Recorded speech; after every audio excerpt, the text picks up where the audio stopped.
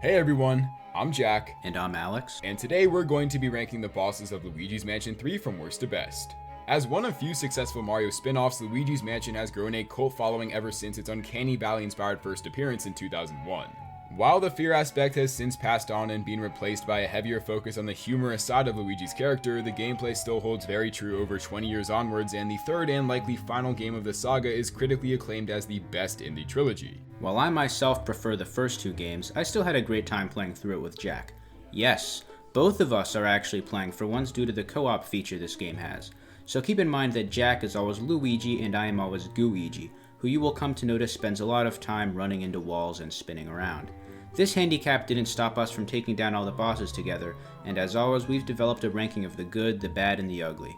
Today we'll be delving into which ones are which. Let's get into it.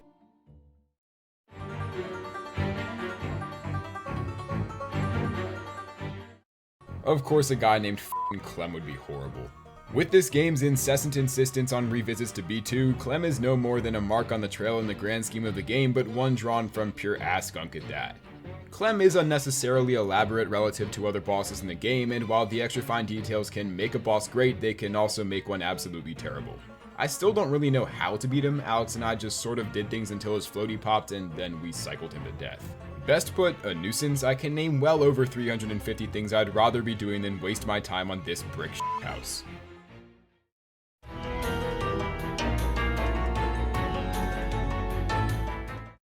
Would you rather fight Polterkitty again, or swan dive hundreds of feet into raw sewage? I'll let Toad speak for me on this one. Thanks, Toad.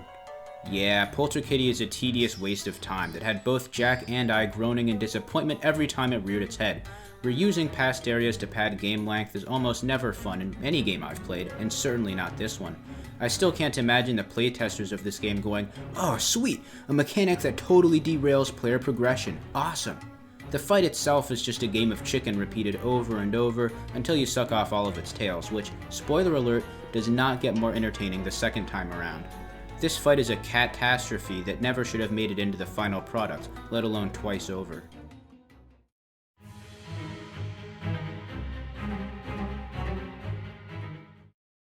If it's worth anything, I wasn't even with Alex for this, as if I needed it, however. I'll assume a majority of those watching have played Dark Moon, so if you have, congrats, Steward is all but killing your time.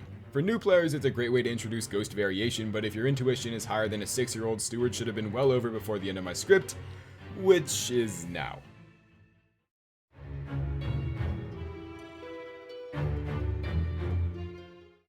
If you couldn't tell by now, bosses moving to different rooms is something both of us find rather irritating. Chambria is less ridiculous than Polterkitty in terms of sheer ground she makes you cover, but still about as fun as watching paint dry. You don't even suck her up when you catch her, you just mash the A button to slam her around until she's out of health. The only good thing to come out of this fight is Gooigi, and even that is debatable.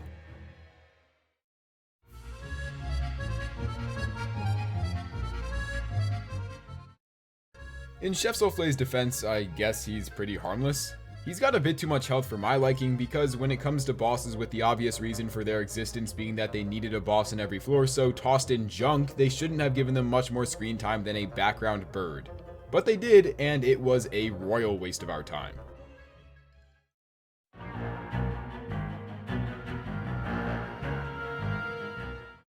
I had an alright time with this fight since I'm the designated Gooigi guy. As for Jack, he basically sat there and did nothing. There isn't much he could have done, really, in his defense. Gooigi is the only one who can even engage Cruller in the first place due to him hiding behind bars, so whoever plays as Luigi just gets to stand around and kick up dirt for a few minutes. If it's any consolation, Luigi isn't missing out on much. Gooigi can't even die, so it carries a distinct lack of challenge I haven't felt since Kirby's Epic Yarn, which, for the record, is still more fun than Cruller.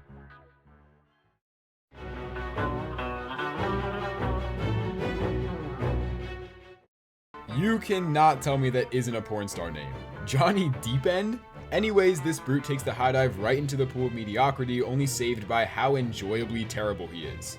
Like a decent chunk of bosses, Luigi, meaning me, is all but a cheerleader and Gooigi does literally everything.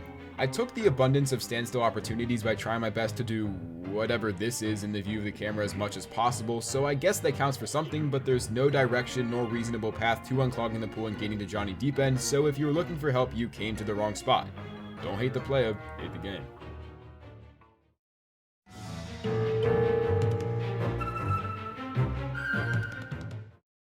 I really liked that buzzsaw mechanic on this floor and thought it would definitely elevate a boss fight pretty high, but unfortunately Jack and I both wound up being horrible at this fight for some reason and it kinda sucked for us. This is not a game with a very fluid or agile dodging system, so evading attacks comes down to running for dear life and hoping the AI screws up. This is the main gimmick of this fight, where you need to juke Dr. Potter into planting his plant into another plant following his charge move. This would have been more fun if my controller actually worked and Jack didn't suck at dodging, but as is, we just got slapped around ad nauseum, which isn't really our idea of a good time.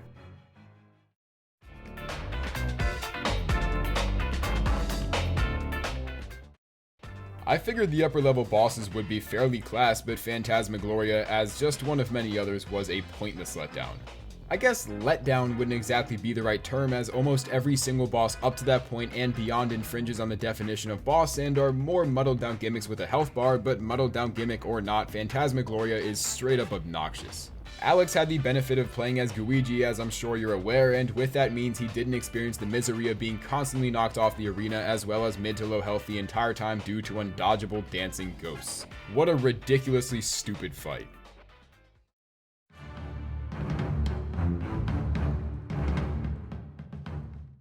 This was another fight that took us way too long to figure out. King Mac Frights is decidedly less annoying than Dr. Potter in that he's not very likely to hurt you, but watching him ride around the outskirts of the arena and waiting for him to charge is as boring as it looks. It is cool that he has a second phase though, which is less tedious than the first, thankfully. Once you crack the code, he goes down pretty painlessly, so I'm inclined to call him dead average quality-wise.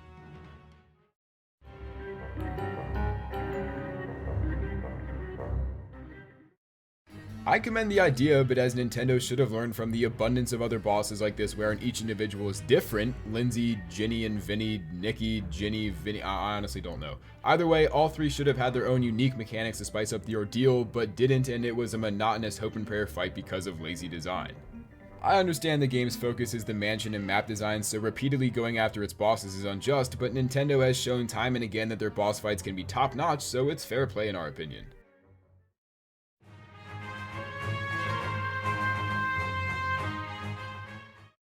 This is where I'd start calling the bosses pretty solid. Serpsy definitely stands out from the other boss ghosts due to her unique weakness of sucking up her sand form, which I appreciate because it's a weakness that is never inaccessible and allows you to chip away at her whenever you can. Luigi's Mansion 3 loves to make bosses waiting games where you just sit around doing nothing until the ghost makes a move, but here you get to take the initiative and whittle off sand whenever possible. I also find this fight funny because it's where Nintendo blatantly stopped caring about making boss ghosts fit in with the whole hotel theme. Early on, you've got the bellboy, the chef, the maid, all that stuff, and eventually they were just like, yo, f it, put a giant pyramid on this floor, make the boss his sand head. As you can tell, Jack and I definitely had more fun with the weirder bosses, and this is the first of many in this vein.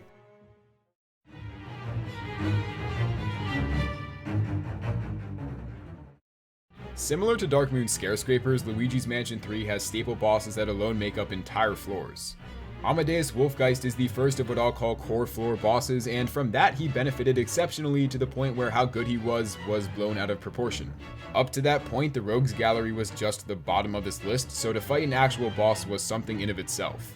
I'm glad to say from this point up to number 1 the bosses are all objectively good relative to the game, but still minimal expansion is what hinders Amadeus from going beyond the number 6 spot.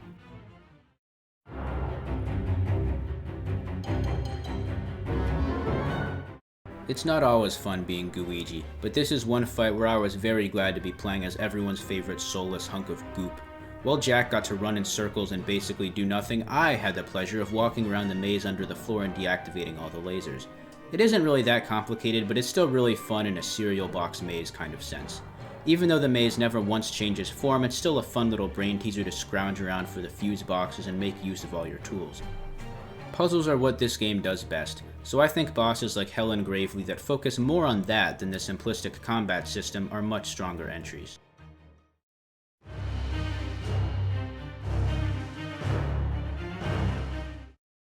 I think thematically this is one of the best bosses I've ever played.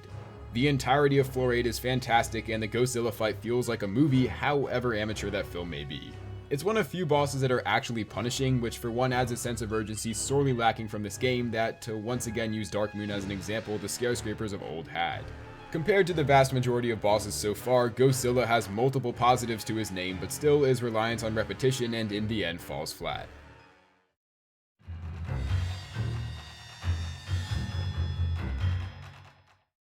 While I still prefer the Dark Moon King Boo fight, this proves you can have a good time even without those cool hallway chase parts. You sort of get one in the intro to the game, so I'll give props for that. This is classic King Boo stuff with lightning bolts, cloning, and tongue attacks in spades. Specifically, dodging those tongue swinging moves was pretty cool if you could pull it off without jumping. Those jukes were payback for all the stupid ways we got hit by Dr. Potter. By far the best part of this fight are the bombs though. He straight up just drops like 100 of them on the floor and you pray he misses, which I think is hilarious. The time limit at the end is a nice thought, but in terms of actually ramping up the intensity, it does little, considering being revived by Polterpup resets the timer. For a wide range of flashy moves and being pretty fun, King Boo gets a respectable bronze medal spot.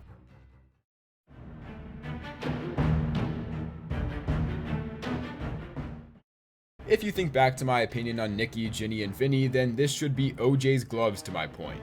Two or more separate bosses in one fight will always, bar none, at least make the overall scene interesting, and when both are enjoyable, it makes the fight exceptionally good.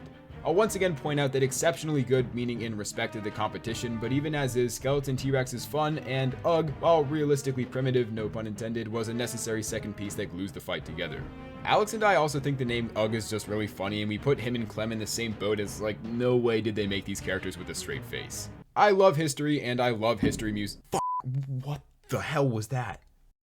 I love history, and I love history museums, so this fight was a perfect match for me.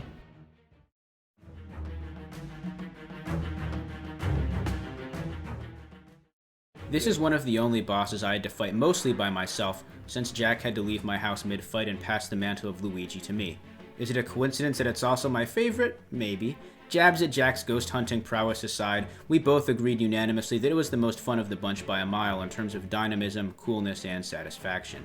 A pirate shark ghost is already the most awesome character design in the game, but combined with the most enjoyable fight, it's a shoo-in for the top spot. The second phase where you have to attach to the target wall thing was really original, and the wood face design reminded me of that ice boss from Dark Moon, who I really liked. And I know it's nothing new to video games, but I thought this was one of the better put bombs in its mouth bosses I've come across, which is a very expansive list now that I think about it. In a game with an otherwise not particularly noteworthy boss lineup, Captain Fishhook is a real gem that worked within the confines of the game's systems about as well as it possibly could have. Thank you so much for watching. While I personally hold Dark Moon in a higher regard than Luigi's Mansion 3, this game was a spark of creative genius and a thoroughly enjoyable experience at that. The bosses were by no means even partially great, but I also like to think they weren't exactly the prime focus in development. On a side note, I don't know if this series needs any more games. It seems based on the ending, Luigi and the caravan of ghosts he's clashed with for so long left each other on good terms, if anything hinting this was the final installment of the series. But who really knows? Bowser also fell into a sun on multiple occasions, so take cinematic cutscenes with a heaping lump of salt. Be on the lookout for Anniversary alert! We're taking next week off to hone in and work on a remastered version of one of our earliest videos, and believe me, the difference a year can make. We're beyond blessed to have been doing this for almost an entire year at this point, and it's only up from here, but more sentimental talk when the time comes. Otherwise, remember to like and subscribe if you haven't, and with that said, deuces.